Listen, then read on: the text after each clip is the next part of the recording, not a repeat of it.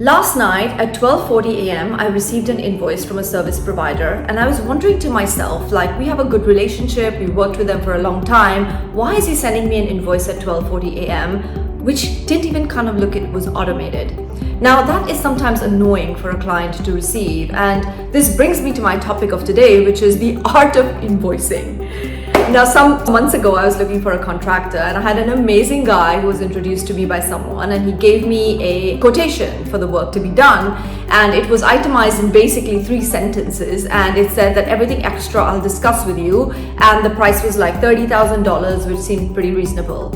So me, of course being me, got a bunch of other quotations, and one of the other quotations I got from another contractor who wasn't as highly referred was a 6-page document that itemized everything he was going to do. So counter A and the products under it, counter B, the products under it, cabinets and the products under it. Everything was beautifully itemized. It was long and tedious for me to review. It was more expensive than my $30,000 quote, but it came across as not having a lot of fungible extras, out of scope stuff. And it made me feel quite comfortable with the contractor, even though he was quoting me a higher price, because I kind of felt like he knew what he was doing.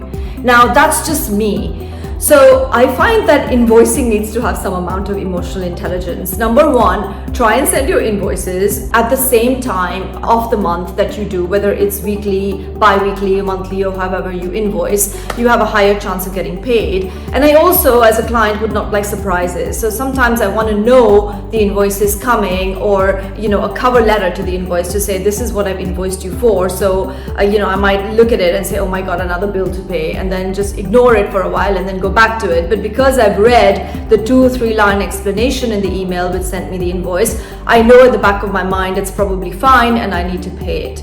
The other thing I would say is make sure that your client is fully aware of whether you're getting an itemized invoice per month, depending on what you do for them, or whether you're getting something very, very non-detailed, as I told you, the first contractor point, because that's another thing. It would irritate me to get an invoice where I wasn't expecting it, where it wasn't probably collated or itemized, especially in our world, the professional services world. So despite the fact that I've tried very much to move towards fixed fees for many types of transactions, many types of jobs, sometimes even the fixed fee component needs to be fully detailed based on the scope of work that I might have been given, and it must correlate. So I'm not using completely different words in the scope of work that I sent and the invoice that I sent. And then the other thing is some clients prefer hourly billing in our business, and they would like to see things itemized based on the different topics we might have covered, the different matters we might have covered, etc.